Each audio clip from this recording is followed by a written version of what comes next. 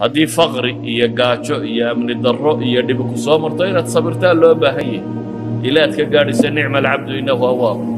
haddii magac iyo maamuus iyo xoolo iyo sulto iyo waxaan ku soo maranayana imtixaan kalow inaad shukri noqdo abaalkeed marisaa baa lagaa rabaa ilaa aad ka gaadhaysa mansilada ah nicma alcabdu innahu awaab idan waxaan leenahay dunidu aynu ku nool lahay waa imtixaan gebigeedba nabluukum bisharri walkhayr bay taagantay ambiyaduna waa dadka ugu badan ee imtixaanka la geliyey nabiyullaahi moxamed calayhi salaatu wasalaam wuxuu ka mid yahay ambiyada imtixaanaadka oo dhammi soo mareen isagoo laga xoog badan yahay oo saxaabadiisa hortiisa lagu tumayo lagu garaacayo uu soo maray isagoo xoog badan oo sulta iyo power haysto dawladdiisu xoog badantay oo dadku afwaajan diinta u soo gelaya uu soo maray waxay idhahdaan rasuulku calayhi salaatu wasalaam muxamedi imtixaanaadka dhammaantood wuu soo maray ay imtixaanaad sheegata bay leeyihin haddaad siirada nebi moxamed akhrido waad ku arkaysaa wax u dhigma ay imtixaan bini aadam uu sheegtana qur-aanku taariikhda uu ka warramaya ambiyada waad ku dhex arkaysaa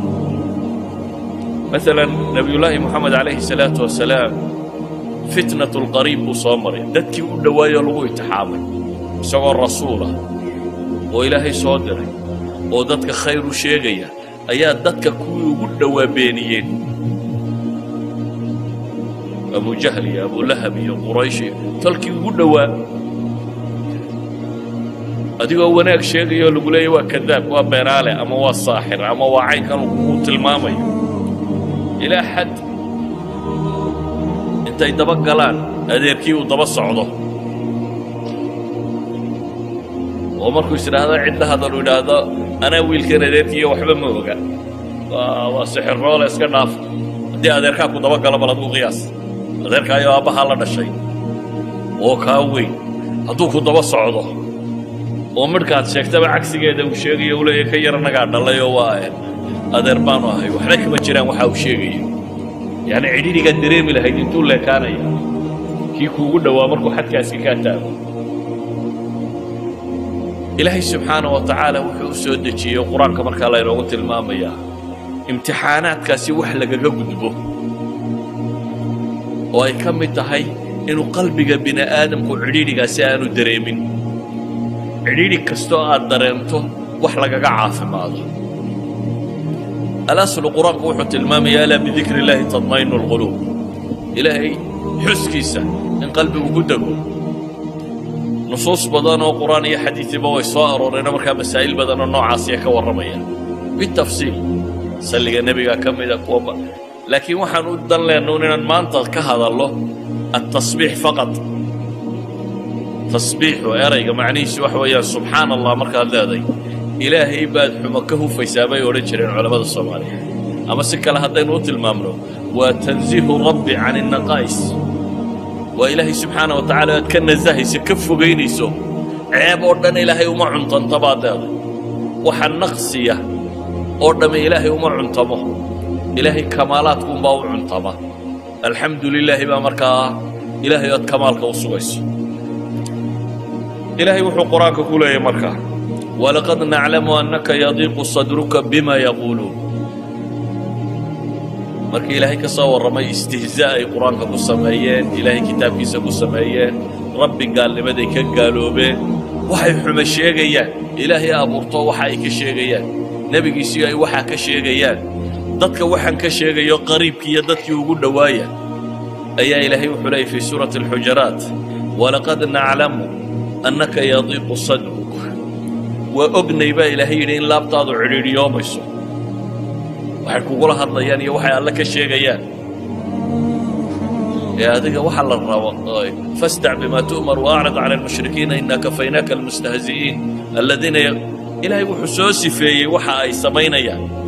dabeetana waxa la yidhi walaqad na'lamu annaka yadiqu sadruk wa ogna in laabtaadu ciriiriyoomayso ee fasabbih bihamdi rabbik wa kun min as-sajidin fasabbih tasbih إلهي حمكهف ملتبسا بحمد ربك أديكو كمرا يا أمسي كل هيا alle ammaantiisa wakun min asaajidiin inta sujuudaysa ilaahay fooda dhulka u dhagaysana ka mid noqo culammadu waxay yidhaahdaan maxaa diiqu sadri inta laga warramay loo yidhi fasabbix waxay yidhahdaan huwa tiryaaq waa dawaa'un yustashfaa bihi waxa lagu caafimaadaya waxa weye markii xanuunka loo sheegayo dhibta haysata ayaa ilaahay yidhi sidaa yeel sida nebiga la yidhi yeel bay culammadu leeyihiin waa sida laabtu ku caafimaado walidaalika baa qur-aanka meelo badan waxaa ku soo arooray qad naclamu innahu layaxzunuka aladii yaquuluun ama falacallaka taarikun bacdu maa yuuxaa ilayka wadaa'iqun bihi sadruka an yaquuluu lowlaa unzila calayhi kanz aw jaa'a macahu malak falacallaka baaqicun nafsaka calaa aathaarihim in lam yuuminuu bihada alxadiidi asafa aayaad badan baa soo arooray oo nebiga calayhi salaatu wasalaam dadaalka uu diinta u hayay iyo dhibta lagala hor yimid iyo cidhiidhiga uu dareemayo wada tilmaamaya idan waxay culammadu leeyihiin cidhiidhigaa waxa lagaga baxaa laabta qofku ay saafi noqotaa qalbigiisa itmiinaanku galaa raaxatulbaali wanafsi uu ku helaa waa masaa'ilkan ilaahay u tilmaamay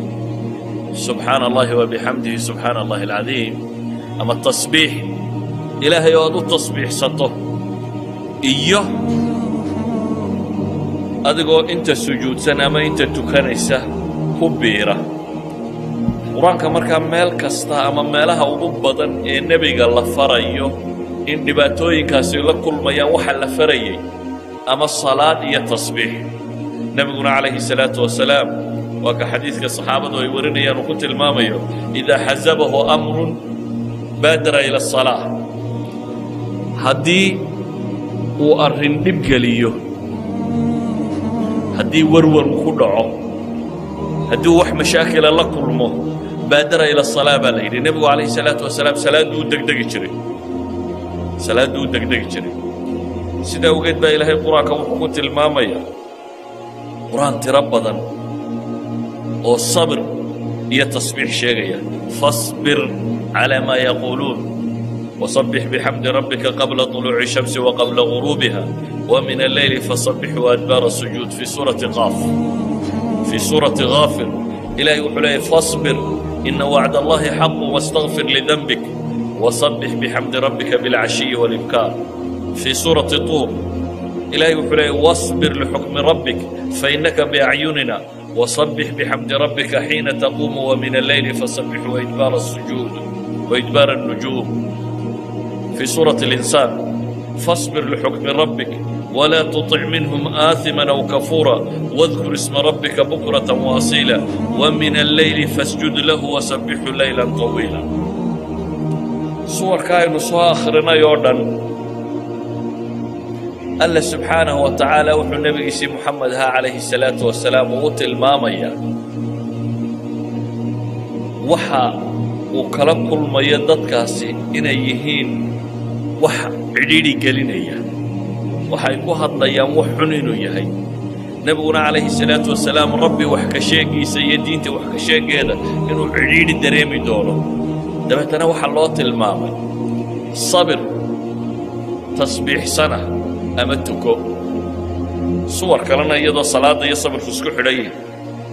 wastaciinuu bisabri wasalaa ilaahay uu ku tilmaamayo waa soo aroortay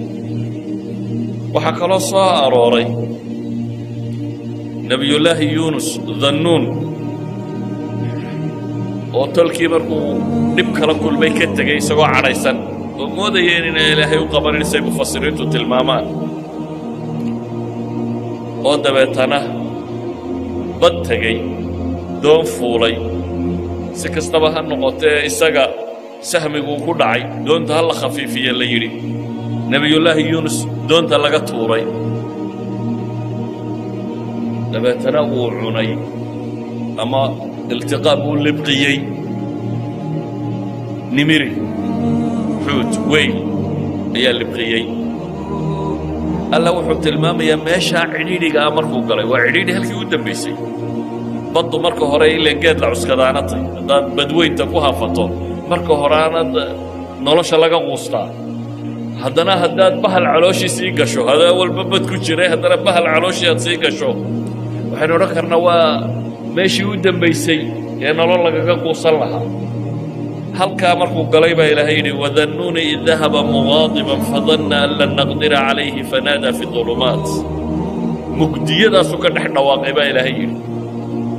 muxuu ku dhawaaqaya waxay culammadu yidhahdaan habeen madow oo bad madow oo bahal calooshii uu ku jiro ayuu dhawaaqay oo maxay leeyahay laa ilaaha ilaa anta subxaanaka innii kuntu min aldaalimiin wuxuu leeyahy laa ilaaha ilaa ant ilaw keliga ayaa xaq lagu caabudaa subxaanak erayanuu soconayna waa subxaanak rabbow xuma ka hufnaanta ceeb adigaan lahayn